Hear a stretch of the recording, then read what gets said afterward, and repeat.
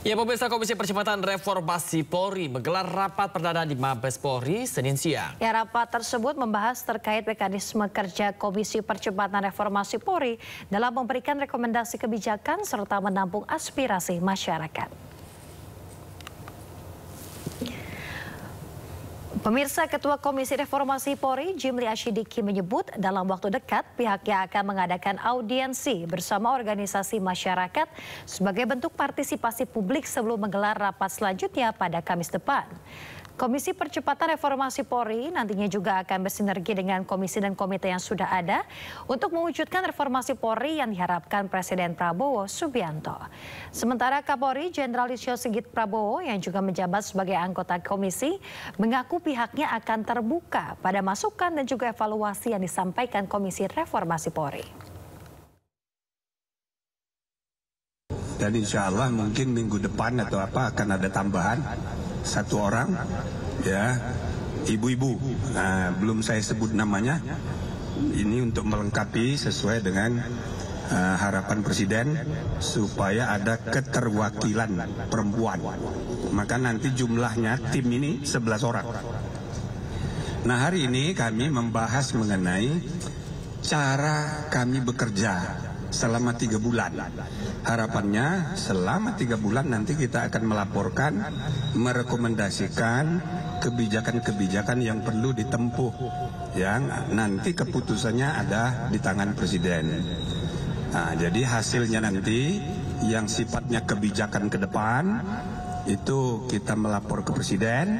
Untuk hal-hal quick win gitu yang berkaitan dengan masalah-masalah internal polisi itu kita rekomendasikan ke internal polisi. Nah, selama 3 bulan diharapkan tim ini akan bekerja maraton. Kami sudah sepakat seminggu sekali kita mengadakan rapat rutin, pertemuan lengkap. Pada prinsipnya Polri tentunya selalu terbuka untuk menerima perbaikan, menerima evaluasi, karena kita juga tentunya ingin terus mewujudkan performa Polri sehingga Polri ini betul-betul bisa menjadi institusi yang mewujudkan apa yang bisa diharapkan oleh masyarakat. Khususnya kita memahami bahwa Polri adalah buah kandung reformasi, sehingga tentunya harapan masyarakat pasca reformasi bisa ditindaklanjuti oleh institusi Polri. Pemirsa, Menteri Keuangan Purbaya Yudi Sadewa berencana menyederhanakan mata uang rupiah atau redenominasi. Ya, nantinya uang pecahan Rp1.000 akan berubah menjadi Rp1.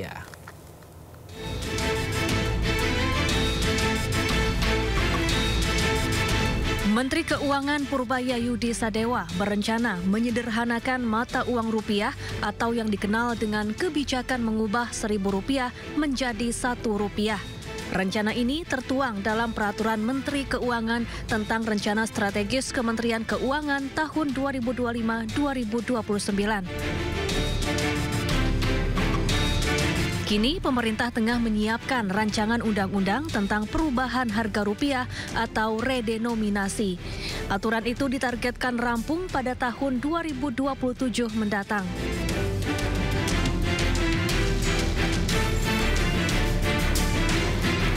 Redenominasi adalah pemangkasan atau penyederhanaan nilai mata uang tanpa memengaruhi nilai tukarnya yang dilakukan saat kondisi ekonomi sedang stabil atau sehat.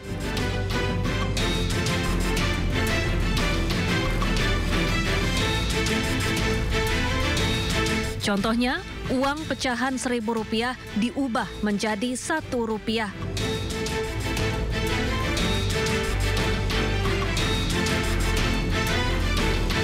Adapun tujuan redenominasi adalah untuk efisiensi perekonomian nasional, menjaga stabilitas nilai rupiah agar daya beli masyarakat terjaga, dan meningkatkan kredibilitas mata uang rupiah di mata dunia.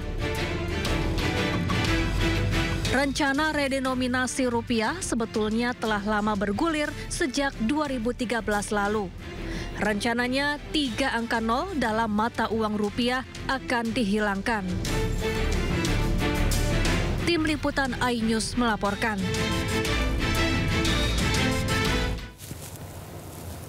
Pemerintah maksud kami, rencana pemerintah menyederhanakan mata uang rupiah atau redenominasi menuai pro kontra di masyarakat. Dan berikut tanggapan warga Jakarta.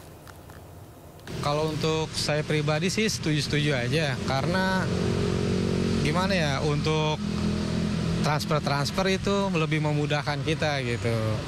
Contohnya ya kalau saya untuk transfer 10.000 suka lebih, nol jadi 100.000 gitu ya kan.